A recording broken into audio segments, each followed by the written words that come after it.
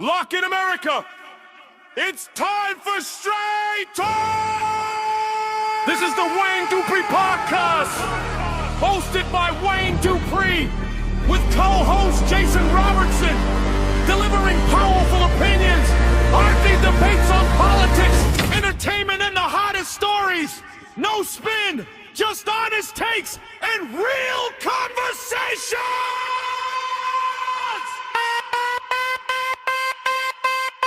The Wayne Dupree Podcast is lit!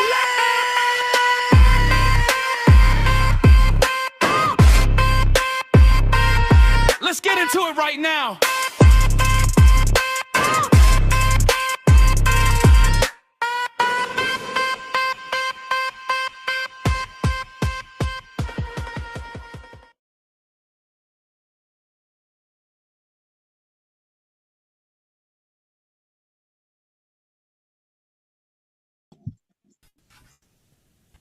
What's up, ladies and gentlemen? Welcome to the show. My name is Wayne Dupree. How my name get away? It is Monday, August 3rd, 2026. Happy to be here with each and every one of you. It is here on the Red Voice Media Network. Don't forget to check out rvmnews.com and also go over to redtalk.com.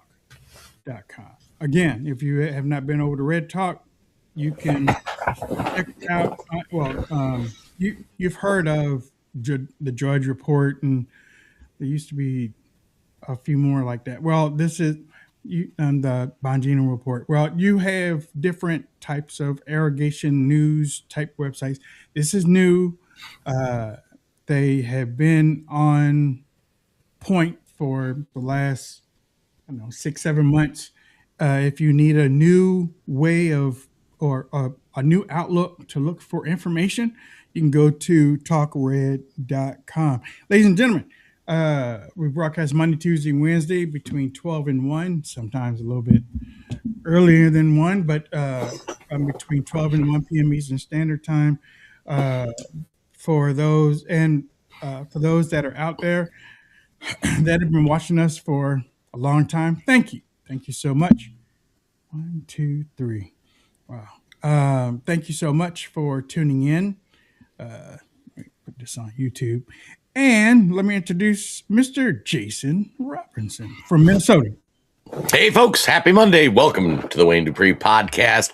I don't know about y'all, but my heart is full of joy today, and I hope everybody had a great weekend, and we're so excited to hang out with you guys today. All right. We are going to jump right into it. It is, let's see. Let me put this on Facebook because, again, Facebook never Facebook anymore. So I've got to place this on Facebook. Wonder why that quit working. I wonder why it stopped working on Rumble, because it used to be on Rumble. So I don't know. Yeah, maybe, I mean, it was in the studio before you launched it, and then when you launched it, it disappeared. Yeah, and I've also talked to the people on Rumble, and they don't know. I mean, they gave me the key. I mean, and it was showing that it was, well, from here we're showing that it was going over there, but it's not showing up. Okay. Let me see. Okay. Ladies and gentlemen, stock market is back up. Yes, the stock market is back up. If you have been watching over the last 5-6 months, the war goes on Monday, Tuesday, Wednesday, Thursday, Friday. Bombing happens and stuff. By Sunday night, President Trump goes on to his Truth Social and says that there is an agreement. And then Iran comes out Monday morning and said there isn't an agreement. Stock prices go up, and by Tuesday they're bombing again. I was thinking about something that old co-host used to talk about a long time ago, and I'm wondering why the Trump administration does not take into account that Muslims practice taqiyya. Means that they can lie in plain sight, plain view, for any type of thing. They can lie about it. My belief is that the people in Iran, or the group that is in charge, the group that is running this thing over there in Iran. My opinion. Oh yeah, that's right. And NewsGuard is watching. In my opinion, this group over Did there. you get another NewsGuard email? Yeah. Yeah. Yeah, I got another one. What were they mad? Jason again. What were they mad about this time? Something about Minnesota. Oh my God. I've said my opinion like on repeat. Yeah. No, this was back in, this was May 4th. Hey. Oh, anyway, my opinion is that they're trying to just outlast. They're trying to outlast. They're trying to, because again, they know the American people. There's a rumor outside of the United States that the American people don't have a stomach for war. That they don't like. Well, nobody really likes to see their soldiers die, except for religious fanatics. And I think that they're just holding off. They just keep doing a thing. And I'm wondering why. Maybe it's the inexperience of maybe some of the people in the Department of Defense. But if you're going to do something, follow it through, get it done, or just call it quits. You lost, coming home. There's two scenarios of dealing with this. It's not three. And the three is for it to continue. It's the start of August now. The Senate's getting ready to go on recess. By the time August ends, they're still going to be doing this now. Congress is gone. The House is already adjourned, I think, or the House is already taking a recess. At the end of this week, the Senate goes on recess. That's the way I see it. It's two ways of doing this. Either you're going to go in there and you're going to take care of this stuff and everything, and you're going to do it and say what you're going to do, damn be all to everything, and you're going to do something that has never been done before. Or you're going to cut your loss. Guess what? We tried. Y'all can have it. We're coming home. Bottom line, Pandora's box has already been opened. The strait is now a weapon. It's going to be a weapon for future years. There's going to be a weapon. I was looking at a graphic, or a written graphic, so I made it into a graphic. The main problem was the Strait of Hormuz. Then Saudi was like, okay, well, we don't have to go through the Strait of Hormuz. We'll go down. Let's see, where's that at? It was on the other side of Saudi Arabia by Yemen, but they closed that down. So close over here.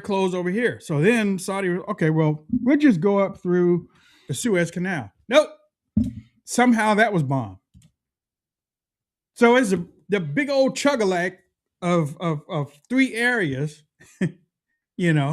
and some of those Muslim groups over there, they're getting tired. I'm like, I thought this thing was going to be taken care of a while ago. These people are getting tired. Sooner or later, it's, again, to me, my opinion, there's only two ways out of this. There's not three. Can't stay over there. We can't stay over there. This is not Afghanistan.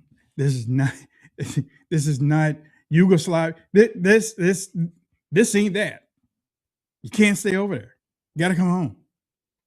So that's how I see it. And again, the stock market, once again, back up. Stock market, as I've been told, or many people have told me, the stock market does not reflect what's happening in America's dollars.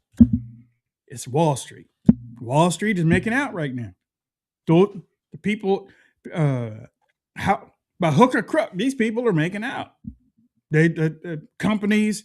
I didn't really get into it, reading or listening to it, but it seems like the gas companies are making a killing. Wow, who would have thought?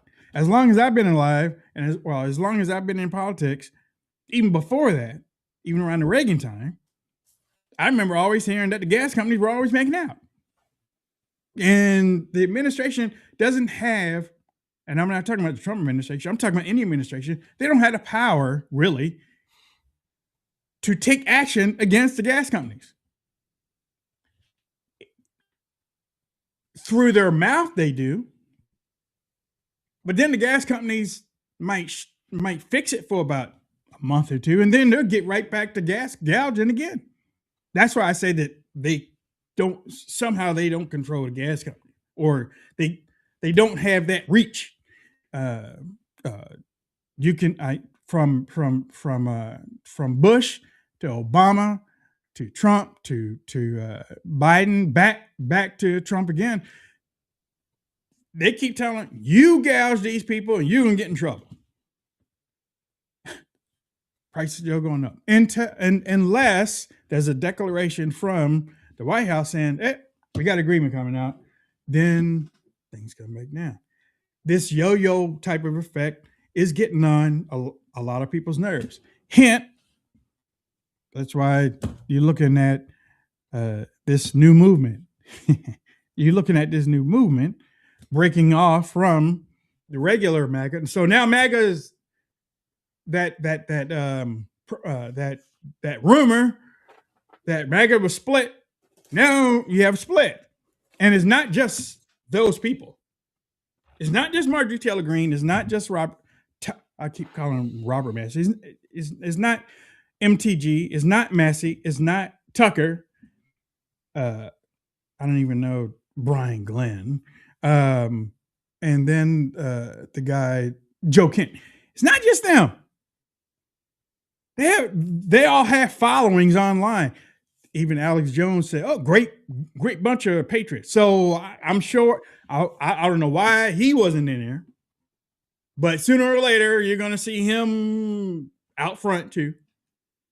And they all have massive followings. They have massive followings, and those people follow them. You know, is it going to hurt MAGA? The old, well, this current MAGA, maybe the old MAGA is looking for what they are looking for, because if you look at a whole lot of things that they're talking about, they're trying to go back to 2016, not what it is today, or at least that's what I see it. That news card, that's my opinion. So, you know, I mean, that's a lot of things to unpack, and I'll come back with some more. But you know, when you get DMs and when you get materials over the weekend, when you're trying to, I got over 11,000 steps this weekend in one day. I got 10,000 steps on Saturday, so I did 20,000 steps in 2 days. Giddy up. Yeah, I got 20,000 steps in 2 days, and somebody still beat me. I joined this group. Yep, I'm gonna put that out there too. I joined this group, this pacer walker group, and it's keep me on my toes. And you know, so that's what happened to me. That's what I'm looking at this weekend. And he got another ding from a May thing. So I'm trying to. What did I get a ding for? I wouldn't even gonna say nothing. I was just gonna say news guard. I'm just fascinated. During May 4th, 2026, co-host Jason Robinson, and they misspelled your name too, by the way, stated in Minnesota, you go get a driver's license and illegals can get a driver's license. You need to show like a utility bill and something. And on the form, there's a box that says, do you want to register to vote? All you've got to do is mark yes, and they mail you a ballot. NewsGuard is saying it is not true that Minnesotans without proof of citizenship are registered to vote when they get a driver's license. Minnesota 2023 driver's license for all legislation allows undocumented immigrants to get a driver's license without proving their immigration status. However, a NewsGuard review of the Minnesota Department of Public Safety's website, they went to the website, Secretary of State elections and voting instructions found that under the state's automatic voter registration system, the Driver and Vehicle Services Department must have documented proof of a driver's U.S. citizenship before it forwards that driver's information to the Secretary of State for voter registration. Undocumented immigrants are filtered out of this step. We'll be happy to take any comments on the claim into consideration. I have not responded because I was going to send that to you so that you can give me the information so I can send it back to him. But here's what I'll say to that: if you look at what was that state that just had the 6,000 illegals that were registered to vote? It's a very similar process. Yeah, it's a very similar process to that. So I would say NewsGuard is hiding behind the same thing that Democrats are hiding behind, saying like, oh, well, this prohibits it. It's not. Functionally, that's not true. If you look at what happens, you get your form, you fill it out, you mark your box, you're good. So like I had to renew mine when I got my license. Nobody asked me for anything. So good luck to them. Anyways, I'm going to go on to other topics. I want to go back to that takia word that you mentioned because I thought audience might find this interesting. So historically, my opinion, NewsGuard, since you're watching, most of the time when countries talked about religion, they talked about different sects of the most common religion. So if you read a lot of the founding documents, when they said like freedom of religion, that's because you have Christianity. And within that, you have Protestants, Lutherans, Baptists, all sorts of different people that interpret the word of God or the word of Jesus or whatnot. And they have kind of their own different things. And, there was a time a Protestant and a Lutheran didn't like hanging out. And that was when you talk about freedom of religion. In a lot of Muslim countries, you have the same thing where they can be Muslim, and within Muslim, there are different sects of Muslim. And they don't always like each other. So one of the interpretations of the Quran was actually under Shia Islam. So one of the sects of Islam, they interpreted the Quran 16:103. It permits somebody under compulsion to deny faith outwardly while the heart remains firm in belief. And then they took the Quran 3:28 advises against making non-Muslims close allies unless you do so as a precaution against them. So from a functional standpoint, some of the Shia Muslims actually would require, they interpreted that in some of the more radical sects where that let you lie to further your beliefs. And it also granted them authority to work with people to advance the Muslim cause, even if they were bad people. So for Muslims, for example, a lot of times we wonder like, well, why are they working with the gays? Like in their Muslim country, they throw gays off the buildings. And they in that sect, it lets you, like, they have a greater enemy, which would be the United States and Christianity. So they allow you to work with people that you don't agree with. Friend of my friend or enemy of my enemy is a friend of mine sort of theory until they get in power and then they are no longer friends. So that's kind of how that works. Yeah, the voter registration thing, that's going to annoy me. Back to the war with Iran. I think I've talked about Trump when he won this round. He's done a lot of great things, and I've covered a ton of it. And my biggest complaint is he hasn't done more of those things. But one thing he has to avoid is I didn't want, like Ronald Reagan greatest president of my lifetime before Trump, he had like 3 or 4 things that just derailed things. And, you know, the amnesty, I think, was a huge Reagan screw up. The Iran war, Trump's got to get it buttoned up way before midterms. I mean, we're down to 90 some days. And if that doesn't get resolved, then that could cost us the House, might cost the Senate, in which case the war with Iran could be that amnesty sort of issue for Donald Trump. So I hope and pray they know what they're doing. You know, they seemed pretty confident when they got into it for why they were doing it. Trump, I think, understood the risk, and he's just trying to wind it down because he knows politically, like, the Republicans aren't passing anything of his right now. So the Democrats, the Democrats, like, they will just stop anything from happening. And Trump's executive orders, the next time a Democrat takes office, like, those are all gone day one. So and finally on to the MTG, Thomas Massey, rah rah rah. Like, these guys, I I just don't know. You know, you could go in and you could attack the establishment Republican Party, which is what they should be doing, because the establishment Republicans are the ones that aren't passing things. Instead, you're choosing to attack MAGA, which are people that largely agree with what you want. And it's just, it's the dumbest it's the dumbest approach to actually get anything done I have ever seen. If they're truly want to improve things, the establishment Republicans, they are the ones that are not getting Trump's stuff passed.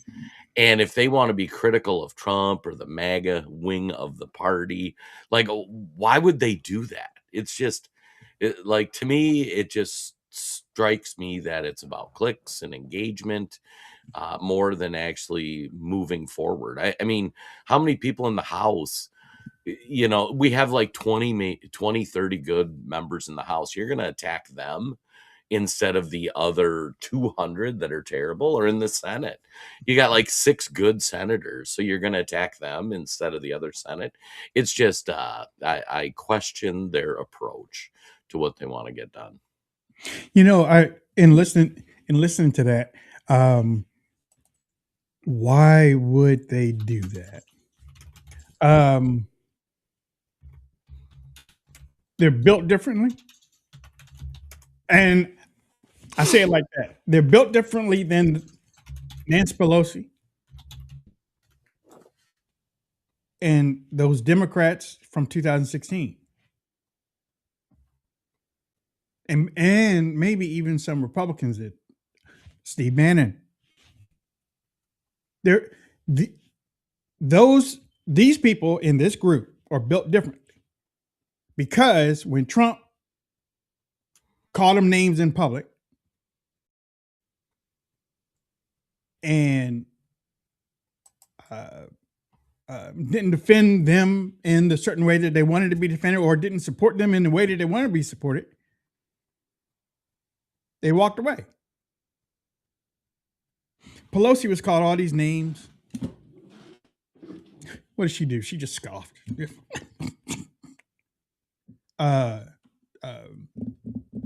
McConnell. Well, did he really go after McConnell? In a way, he did, sort of wise. Another person to put in that group, and that you'll probably see that's probably behind the scenes, is Paul Ryan. Paul Ryan is probably part of that group. Whenever Republicans get put into that space where Trump is using social media to call them out and to make fun of them, or to give them that patented name and stuff like that, it looks like the MAGA,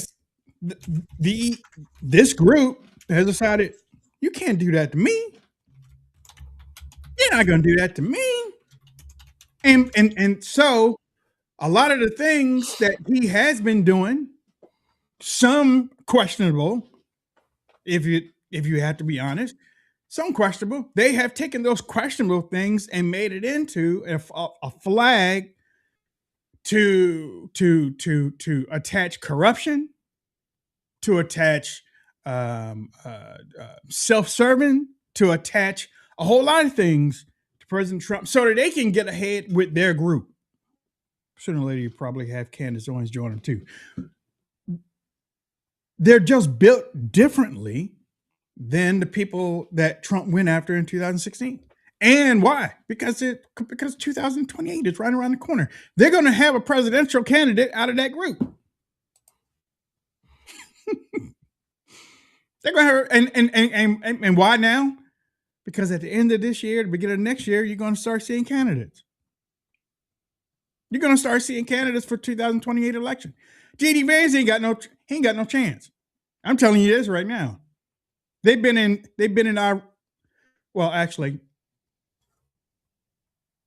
let me back that up. The only way that J.D. Vance has got a chance, no, there's two ways, because Peter Thiel got all the money in the world behind Elon Musk. That's one. Number two, if there is such a decisive victory in Iran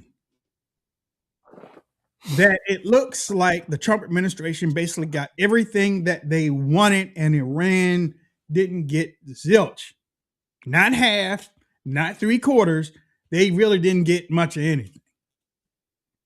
J.D. Vance might have. And if J.D. Vance is over there signing the piece of paper, or he's is standing by the table that the stuff is being signed as an optic type of thing, he might have a chance. J.D. Vance ain't got no chance in 2028 because of not only this, Doge, the failure of Doge, which I have to go back to those Republicans that Jason was talking about. They have rolled out the clout, just like I was talking about Iran earlier. These Republicans, they don't act like they are threatened now. It's almost the midterms. We got to the midterms. I'm out. I'm resigning. I'm gone. Put the seat up for a 50% chance of getting it back. We don't know if they're going to get it back or not. That's what happens when you just resign. Again, I never understood, and I still don't today. And nobody, and I'm okay with conversation. I'm okay with discussion. I'm okay with you giving me your point. I'm gonna give you my point. We probably won't agree with it, but when you get to the point where the people are trying to say, okay, well, this is just how it's going to be.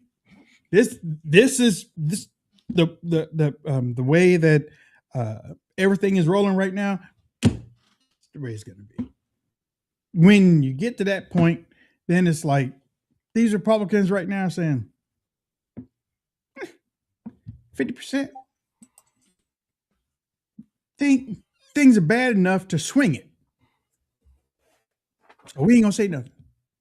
Jason said there's a whole lot of good things that has happened. Republicans damn sure ain't talking about it. The only people that are really talking about it is Mike Johnson. And Mike Johnson really isn't talking about it. You know what Mike Johnson is saying? If the Democrats he ain't even talking about the good stuff. Really. If the Democrats take the House, they're going to be impeaching Trump, and there's no. Well, we all knew that. Why are you putting that out there? Yeah. When I heard Mike Johnson say that, I was like, what the hell? Why aren't you talking about some of the stuff that people need to hear and continuously talk about it? What Democrats have done in the past. Because Republicans, like we know, Republicans really don't know how to fight to that point to say, this is what happened, this is what happened, this is great things that happened, this bill was signed, oh, and guess what? They aren't doing it. So when Mike Johnson came out, if the socialists get in,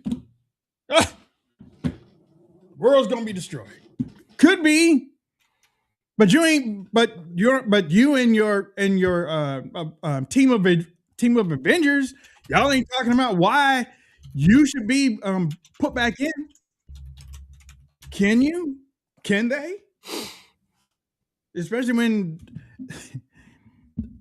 this is not the last time you've seen Doge. it's not the last time you've seen Doge. You're gonna see a whole lot of stuff about Doge coming up for the midterms. That's right, I said it. My opinion.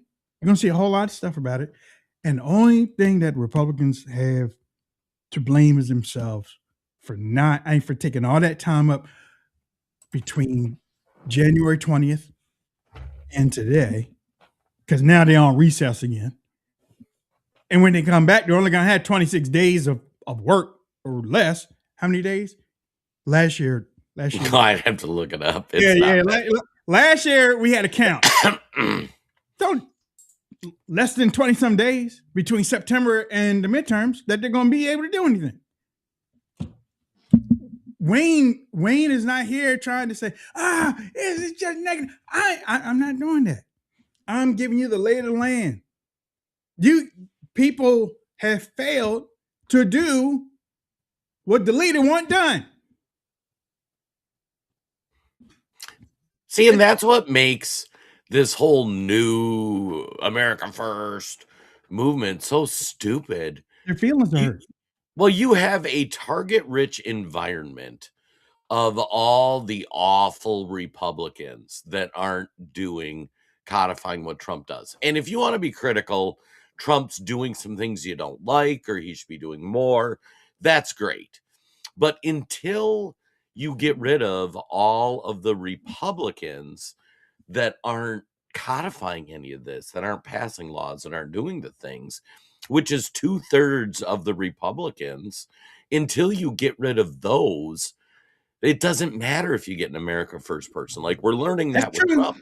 That's true. We're learning that with Trump. So any of these guys that we want to attack Trump, you have 5 million things to attack the rest of the Republican Party about. Go attack them.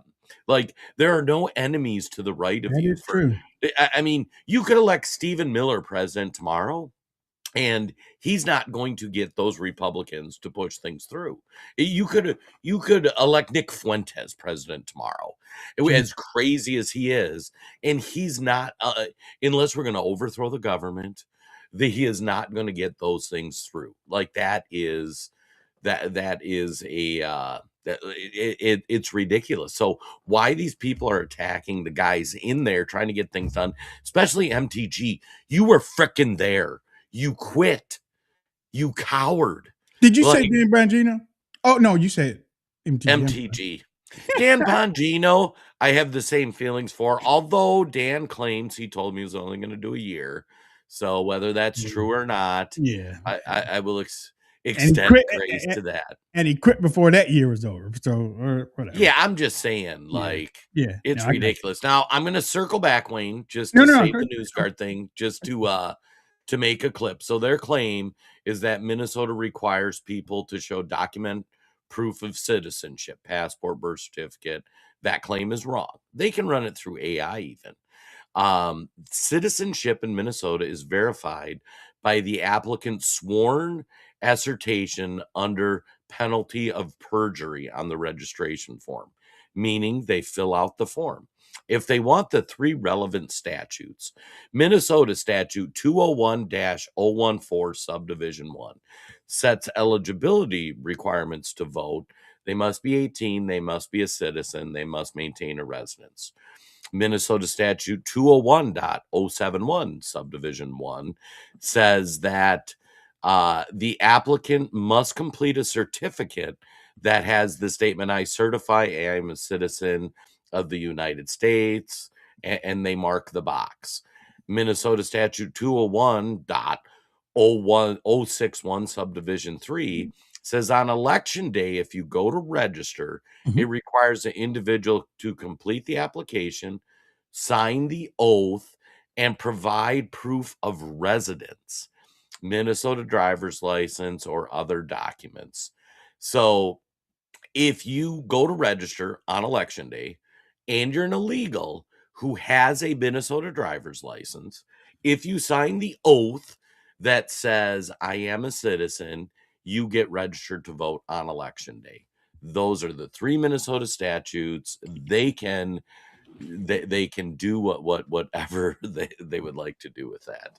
But I mean, those are the statutes. So yes, you need to be a U.S. citizen legally But if you fill out the affidavit that says, hey, I'm a citizen, you can register to vote.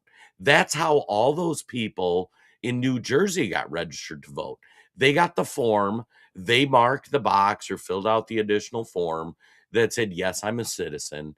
And then boom, you go into the database. There's supposed to be a back end where they verify it, but like Minnesota doesn't even share their registration with federal government, because they're a sanctuary state. So they are hiding behind the flimsiest of lies, saying like, oh, that's a fact check. They check ID. Functionally, no, they don't. They make you sign an affidavit that says, I am a U.S. citizen.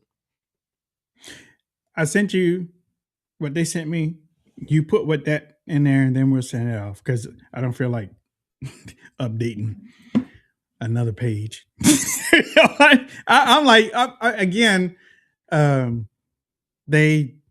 responded. I'm like, I can't, and Josh hasn't responded to me, so I can't fix it on the website. I can't.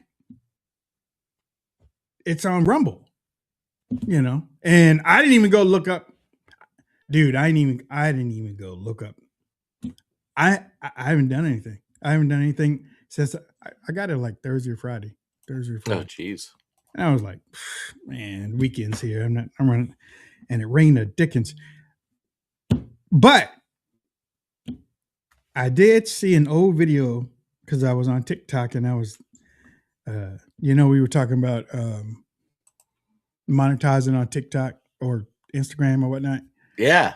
And they won't let me back on the creative studio. Oh, really? TikTok for right now. So I went back and I started going through all of the things that I was ineligible for and deleting it off of TikTok. And I saw an old video with me and you on there.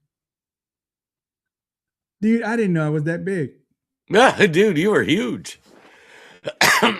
You were. Seriously? You lost a lot of weight. You should be proud. Seriously? I mean, I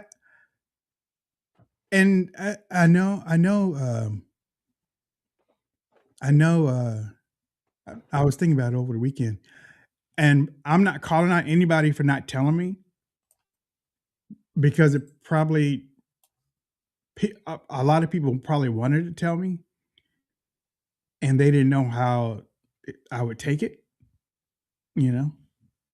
Take what? How big I was. Nobody wanted to tell you were fat. No, I don't think so. Yeah. I mean, some of the people in the comments used to be, hey, Big Wayne, kind of like that, I was like, okay, whatever. But when I looked at that, I was like, oh my gosh. It's funny. It brings up an interesting topic. I mean, off politics for a second, but just about life. My wife, whenever she sees, God love Jen Robb, whenever she sees somebody who's just dressed ridiculous, I mean, I dress ridiculous on purpose, but like, somebody who's way too big, wearing something way too tight, or some cute girl that just looks dumb, she always says like, does that person have no friends that love them, that tells them like, don't wear that leaving the house? And it's fascinating because I remember, like, I was dealing with some people through work that were younger people, in their early 20s. And I was just giving them some direct feedback. Like, this sucks. This isn't working. Like, you need to fix this. You need to do that. And they just looked at me. And as a society, we've become so empathetic that you can't like just go tell somebody an obvious truth. Like, hey, you need to go lose weight. You need to lose a couple 100 pounds or you're going to die. And it's a hard thing to say. And if you say that to somebody, like, they're going to call you mean, you might lose a friend. And I told this story this weekend. Our friend Shirley, she's 91 years old. One of my best friends, Jim, it's her mom. We've become friends with them. And I went and saw her house, and it looked like a Hoarders episode. And I'm like, well, you've got to clean this up. She's got to go in an old folks home. She's too old.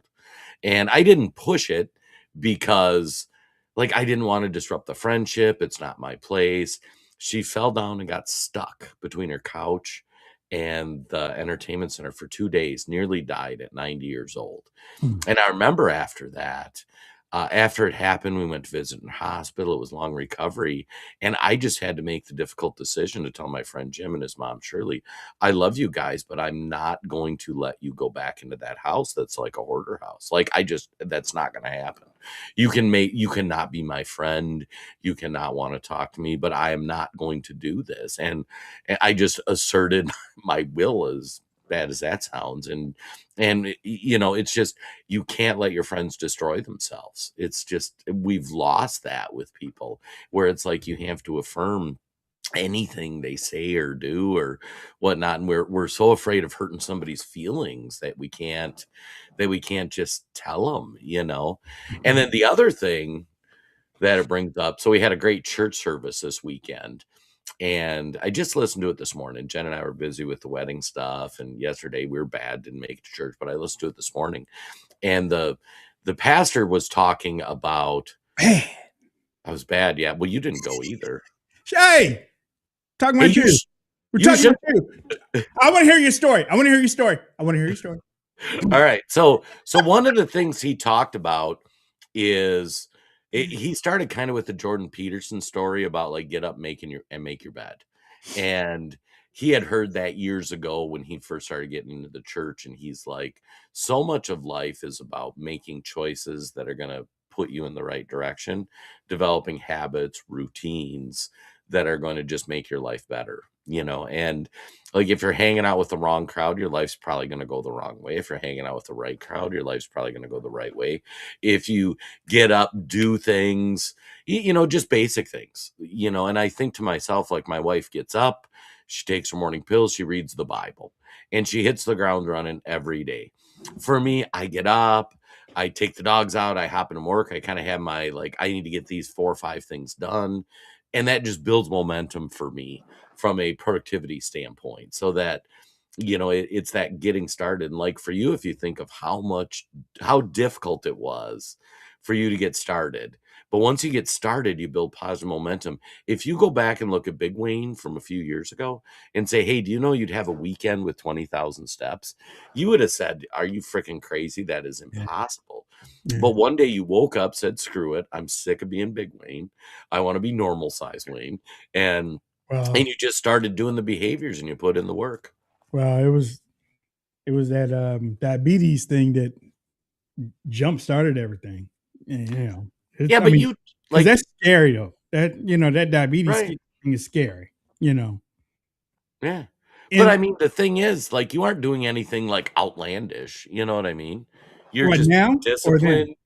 Well, even now, like, you're eating right, you're sleeping right, you're making it a point to go on a walk every day. I mean, it's not like this is, you didn't hire an expensive personal trainer who, I mean, you just, like, how about I eat right and go for a walk, and think of how much positive that's had downwind of your stuff. And I think so often people, it's sad that A, we don't always tell people like, hey, you need to get your stuff on track. And then B, people just feel this inertia. Like, you would never think 3 years ago that you'd be where you are now with your health. Like, no, you would have thought that impossible. Yeah. I mean,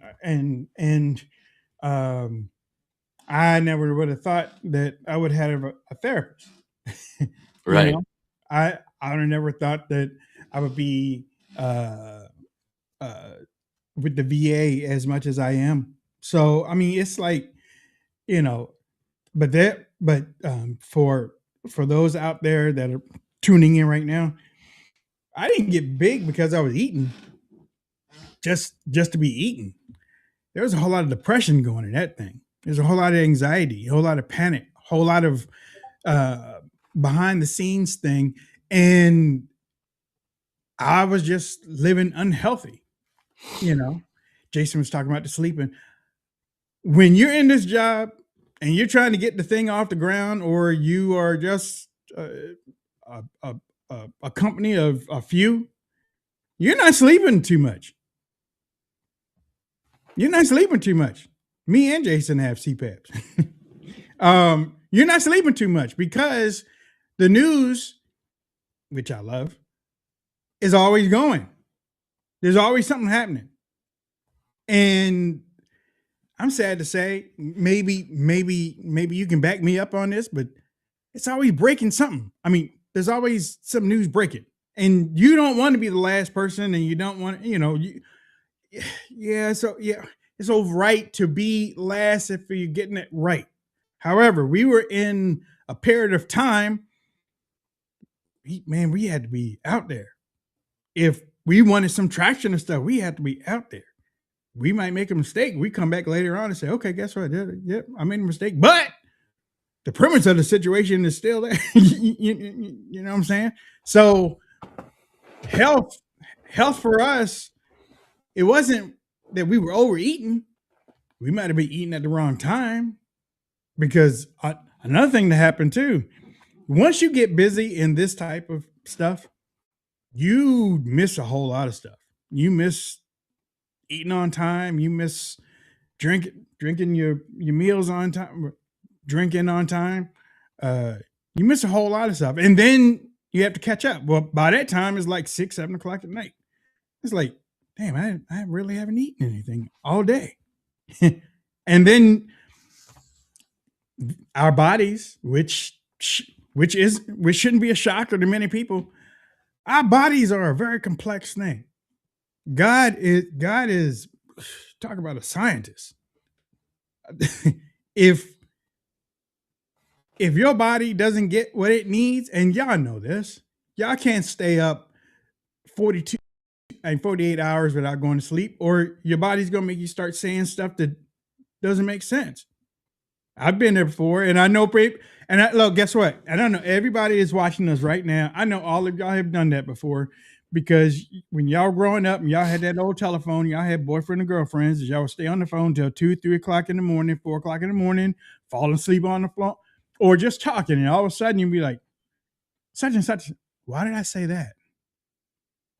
Because your body's letting you know. But it's funny. I talk about it in business, where you do the 20% that gets you the 80% of your results. Mm-hmm. Make sure you nail that 20%. If I do this 20%, it's going to give me a big chunk. And I still want to work on the other bit. Yeah. But, and for personal health, like not giving official health advice, but if you eat right and drink enough water, if you sleep right, and you make it a point to be intentional about getting a little exercise every day, not a ton, you don't need to go run a triathlon, but go for a walk. You do those 3 things, you're going to see a marked improvement in just how you feel, how you think, what you do, And Wayne hit the nail on the head. This business gets interesting, especially for guys like Wayne, who kind of does it solo a lot of times.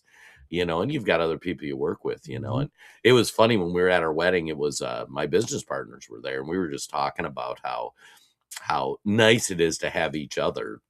So Will makes articles, but Mike runs them, and Todd puts videos in them, and then I handle distribution as well, and that's why it's critical to find just those people in your life that will help further the cause kind of thing that you want to work with. So or for somebody like Wayne, because I got one of the kids that's looking at starting, not in the news business, but doing some of what we do. And I'm like, my best advice for you is if you're only going to be one person, you can only do this many things. You can only do this many platforms. You can only make this much content. And if you try to do, I'm going to stream on 12 platforms, it's going to suck. You are not going to make any money, and you're going to run yourself ragged trying to keep up with them. And, pick your 2 or 3. And then when you get those going how you want it, if you want to add another, great, or pick what you're going to do. You want to do video clips, we'll get that down. And then, but you can't just keep adding things at infinitum, or congratulations, nothing's going to be done right. I used to be introduced the man with many hats, because at the time I was doing so many things at one time. Everybody was saying, how in the hell are you doing all this stuff? You have to have a graphics department. No, I do my own graphics. Well, you have to have somebody that's writing. Well, I mean, And now at that time, I didn't have help with like the AI for a whole lot of my research. So I'd get up 5:30 and I'd be going website to website to website, and I'm looking and I'm looking and I'm looking and I'm trying to get all this stuff. I could barely get 4 or 5 stories out in 8 hours. Cause you're always researching stuff like that. But no, he's right. He's right. Plus I'm not young like I used to be. I'm almost how old are you again? 51. I'm almost 50. So Well, it's funny because even the guys I work with, like, Will's in his 20s, mid 20s, Todd and Mike are in their just turning 40, and I have to kick them out. Like, stop, go for a walk. Yeah. Like, Yeah. Will has a motor that won't quit. Yeah. And if he wasn't working with us, he would be going like, 100 hours. And I'm like, bro, like, that's no good. Like, the world will survive. And you're better off doing less. Yep. You're better off doing less because you get better quality. In our business, are you better off doing 5 really good tweets a day or 100? Right. Yes. And Yep. are you better off doing, 3 or 4 good articles or 3 or 4 good videos or 100? And, that's where it's just kind of good life advice too. Like, pick the things that you can move the needle on and move the needle on them, My godmother told me one time when I came up here from, I just got out of the military, just got out of a marriage. I had coming up here from North Carolina to Baltimore and working at Lockheed Martin as a graphics person, but I was trying to start the web design business, and I didn't really go outside, which has been another story of another. If you get a dog, you'd have to. I don't know nothing about that. So I don't know what you're talking about. So but it's like I would be inside all the time, and she was like, it's not healthy to be inside all the time. Yep. Get out and get some air and clear your mind. If you don't, it's going to do things to you that you didn't think would happen health-wise. And I mean, honestly, and I'm like, okay, oh yeah, yep, okay. It did. It did. It did. And today I can say, and the only reason why I'm taking this perspective is because of what I saw in that video. I'm looking at myself and I can't believe that. I can't believe that. And even with the kids, they're not gonna go around here and say, Dad, you're getting big. I think what really got me before the diabetes thing, or was it around the diabetes thing? I remember you walking to graduation and not being able to do it. That always struck me as something that seemed to sit with you. Because we thought that where we parked, it was going to be close to where the bleachers were, and it wasn't. It was about 1.5 miles, close to 2 miles away, and it was going downhill and up a hill and stuff.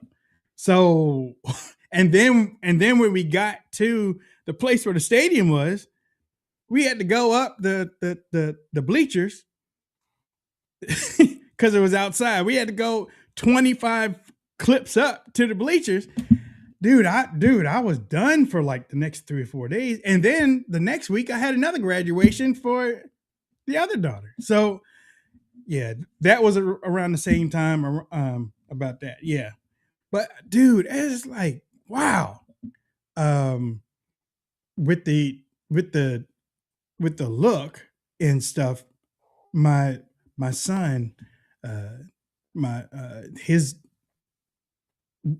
God help him, I pray for him all the time. He found his grandmother had expired, had passed away. He found her, and I'm sure that did something to him because you young, you like 19, 20 Yeah, years find a old. dead body. That will. Yeah. Yeah, that's no good. And This is when I was just starting to get my blood pressure medicine from the VA, and my ankles like that. And he came downstairs, and we're in the kitchen, and I forget what he's talking about. Oh, I forget what I was talking about, but I knew he was looking at my ankles. And then he got in my face, and he started yelling. He started yelling, and it hurt.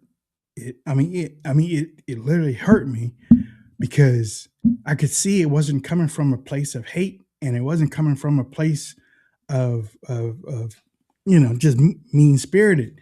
But he saw his grandmother, and he looked at my ankles and remember what her ankles look like, and the pills and the blood pressure and stuff. And that, I think that was around the same time. So yeah, I'm glad I am where I am. I feel like I'm stuck right now, but I got another person to lose. But you just keep sticking to it, man. Yeah, but it's like a brisket, man. I'm at that point. And it's really pissing me off, because I'm like, wait a minute. Come on. I'm gonna tell you, my stepson was about where you are now weight wise, and he went just for a few months. He did the carnivore diet, and it's very similar to Atkins and that kind of thing. But what you do is you literally cut 100% of the carbs. Yeah. 100%. And look, and I was already down on the carbs anyway. No. I'm saying zero. Oh, got you. All of it. And you can go Google, he's in groups or whatever, but essentially all you eat is you skip 100% of carbs. So you look at anything, if there's carbs, you don't eat it. Yep. And then your body goes into what's called ketosis. And then in ketosis, it kind of sucks when you first go into it, from his accounts. And I had done it like 20 years ago on accident.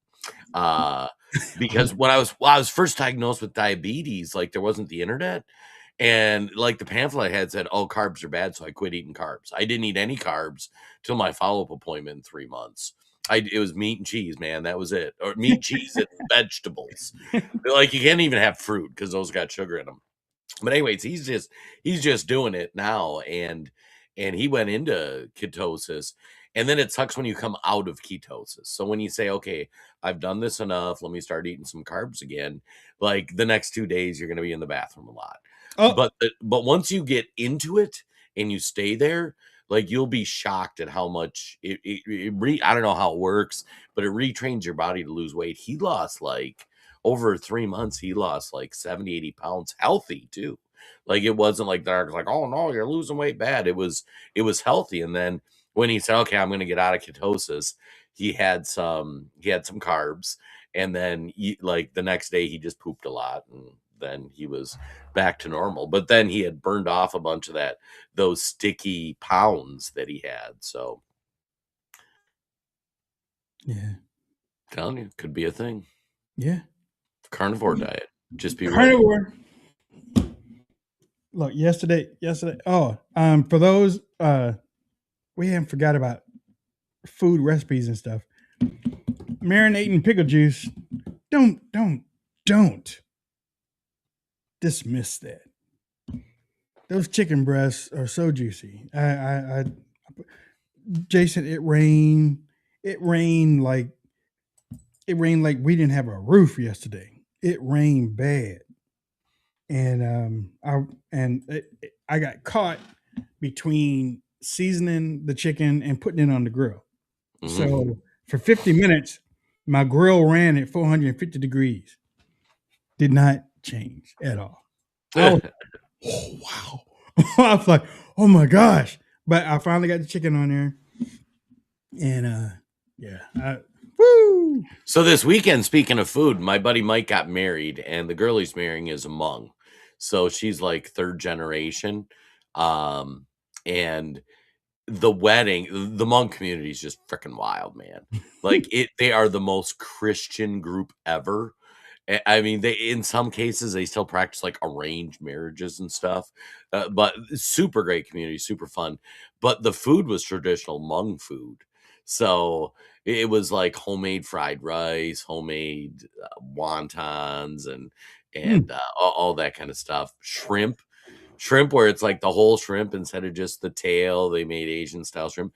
They had this pepper sauce. Oh, It was funny, for the rehearsal dinner, it was like I ate it, and it was like the hottest thing ever. It was good hot, not just hot. yeah. And it was funny because like 3 other dudes in the wedding party, it like sent them right to the bathrooms because it was just tearing through. And I'm like, I might be old, but I'm still tough. Like that stuff didn't take me out. Next morning, I gave an update, like, no, everything's functioning normally. But anyways, so my granddaughter, she went to it. Her favorite food was the beef tendon soup. So Hmm. the Hmong they use the whole part of the cow or the pig or whatever, and so they make soup out of beef tendons, and that was her favorite thing she ate. So it was I pretty bet it fun. was tender. It was tender. You couldn't even tell. You're like this, almost like a vegetable. It was Yeah. great. Yeah. All right, Jason, let's get ready to get out of here. Again, want to thank Red Voice Media, rvmnews.com. Don't forget, once again, don't forget to check them out. Make sure that not only check them out, but share them on social media. rvmnews.com on Twitter, well, Facebook. Really don't do too much with Twitter too much anymore.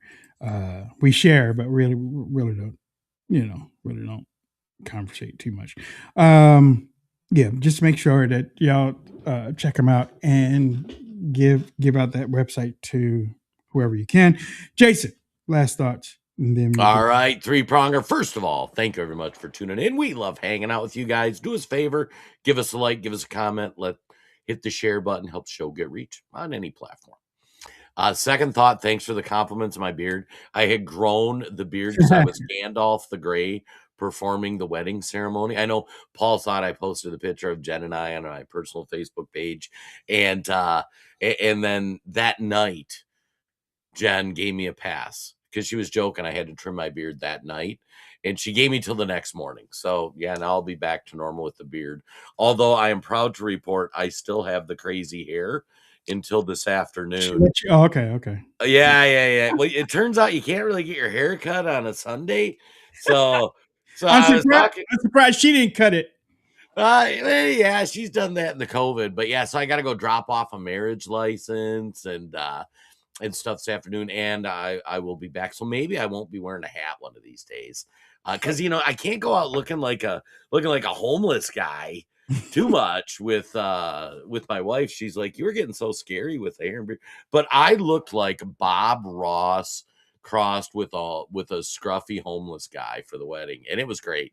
And these costumes, I'll have to send you the link. Wait, it was awesome. It was like 320 people dressed out to the nines. It was the coolest thing ever. And then final thought, I mean, back to like news relevant topics. Tomorrow, big primary day. Is it? I'll be curious. Yeah, it's the big ones to watch. And there's probably more I'd have to check, but in Wisconsin, it looks like they're going to nominate that Asian lady who's just insane. And Fong, I think her name is, but she's crazy, but it looks like she's going to win. But the two races that are really going to be fascinating to watch are the Michigan Senate, where you have that girl who made the video, like Chris Farley, where she's like, I'll send you the video. It's funny. And the Muslim communist. Those two are duking it out. And then in Minnesota, we have Peggy Flanagan, who is all the insane things, and Angie Craig, who is like she's more establishment Democrat. But I'll be curious how the progressives do tomorrow, because so far they've been just cleaning up in a lot of these primaries, and these are contested primaries. And since they've started winning, they're bringing the DSA people on a lot of news programs and letting them share their platform, and it's turning off a lot of voters. So I'll be curious tomorrow how the primaries go, but we'll talk about it all tomorrow. Hope everybody has a great day. All right, ladies and gentlemen, That's about it. And we're man, there's a whole lot I'm missing. Yeah, here, just quit paying attention to the Iran for a little bit. There's all sorts of news going on that's super fun. You really didn't see the lady with the Chris Farley video? No. Oh my God, it was the funniest video ever.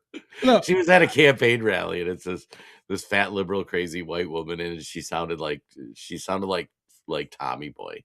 I've been into Big Brother, man. I've been into Big How Brother. do you have time for that? I don't. I watch TV like 20 minutes a day. No.